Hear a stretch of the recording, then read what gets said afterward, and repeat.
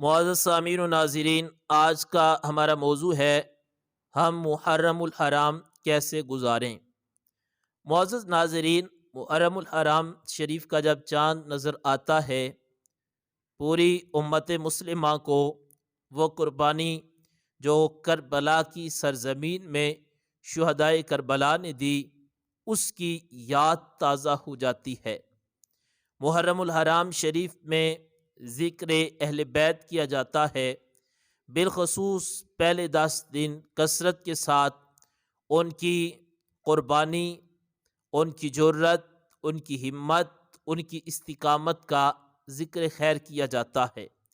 لیکن میں یہ سمجھتا ہوں کہ ذکر اہل بیت یہ صرف محرم الحرام میں نہیں،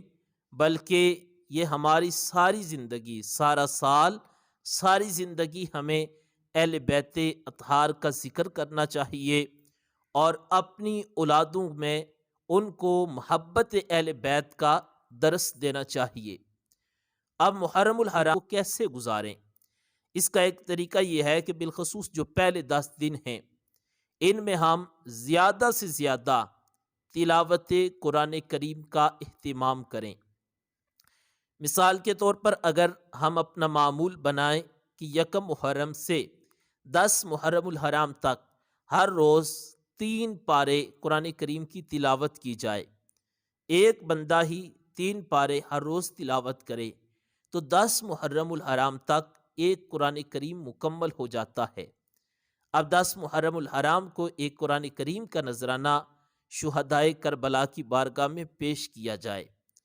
پھر دوسرا طریقہ یہ ہے کہ گھر کے سارے افراد یہ کوشش کریں، ایک گھر میں اگر مثال کے طور پر 10 افراد ہیں تو 10 کے 10 افراد یہ کوشش کریں کہ ہر ایک قرآن کریم کی تلاوت کرے، ہر روز 3 پاروں کا معمول ہو، تو 10 دنوں کے اندر اس گھر سے 10 قرآن پاک کا نذرانہ وہ نواسۂ رسول سیدنا امام حسین رضی اللہ تعالی عنہ اور آپ کے رفقا کی بارگاہ میں نذرانہ پیش کریں۔ اگر ہر روز 3 پاروں کی تلاوت ایک بندہ نہیں کر سکتا، حالانکہ یہ کام اتنا مشکل نہیں، اگر ہم کوشش کریں تو بڑا آسان ہے۔ اگر نہیں کر سکتا تو پھر ایسا کریں کہ گھر کے سارے افراد یہ کوشش کریں کہ وہ مل کر 3 پارے ہر روز تلاوت کریں،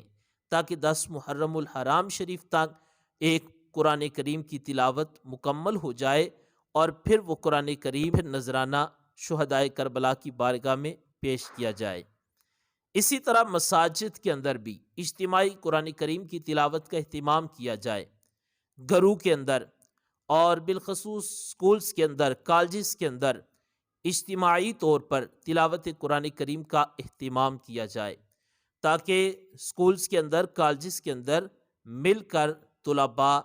طالبات وہ قرآن کریم کی تلاوت کریں۔ اسی طرح ہر سکولز اور کالجز والے وہ اس طریقے کو اپنائیں کہ اگر کسی ادارے میں 1000 طلباء و طالبات کی تعداد ہے تو وہ ہر ایک کے ذمہ لگائیں کہ آپ نے اپنے گھر والوں کے ساتھ مل کر ایک قرآن کریم اس کی تلاوت کرنی ہے، مکمل کر کے تو آپ نے ہمیں اسکول میں بتانا ہے کہ ایک قرآن کریم کی تلاوت آپ نے مکمل کی ہے۔ اب اس کا فائدہ کیا ہوگا کہ وہ بچے کہ جن کے اندر اس بات کا شعور نہیں اور وہ تلاوت نہیں کرتے، تو انہیں بھی اس بات کا شعور ان کے دلوں میں آئے گا، اور وہ گھر کہ جن میں قرآن کریم کی تلاوت کا اہتمام نہیں کیا جاتا وہ بھی تلاوت کریں گے، تو پھر یہ 10 محرم تک 1000 قرآن کریم یعنی ان کی تلاوت مکمل ہوگی اور وہ شہدائے کربلا کی بارگاہ میں نذرانہ پیش کیا جائے۔ اسی طرح تمام ادارے یہ کوشش کریں کہ یہ جو طریقہ کار ہے، اصل یہ جو انداز ہے، اس کو اپنایا جائے، تاکہ لوگوں کے اندر، ہمارے بچوں کے اندر، بڑوں کے اندر قرآن کریم کی تلاوت کا شعور پیدا ہو۔ اور نواسۂ رسول حضرت سیدنا امام حسین رضی اللہ تعالیٰ عنہ نے تو اپنی جان قربان کر دی، لیکن قرآن کریم کو نہیں چھوڑا۔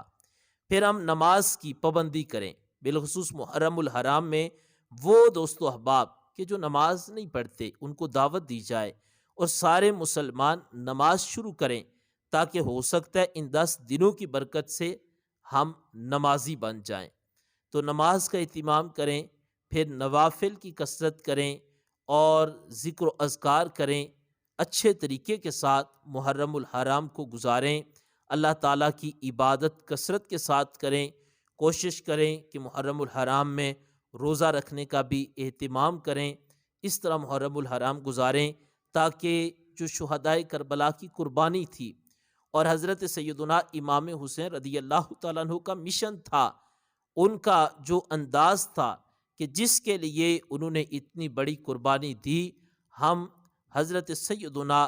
امام حسین رضی اللہ تعالیٰ عنہ آپ نے جو فکر دی اس پر عمل کریں تاکہ ان کی نگاہ کرم ہم پر شامل حال ہو۔ تمام اہل اسلام یہ کوشش کریں کہ زیادہ سے زیادہ تلاوت قرآن کریم کا اہتمام کریں، نماز کی پابندی کریں، اپنی اولادوں کو نمازی بنائیں، اولادوں کے اندر تلاوت قرآن کریم کا جو جذبہ ہے اس کو بیدار کریں۔ اللہ تعالیٰ عمل کی توفیق عطا فرمائے۔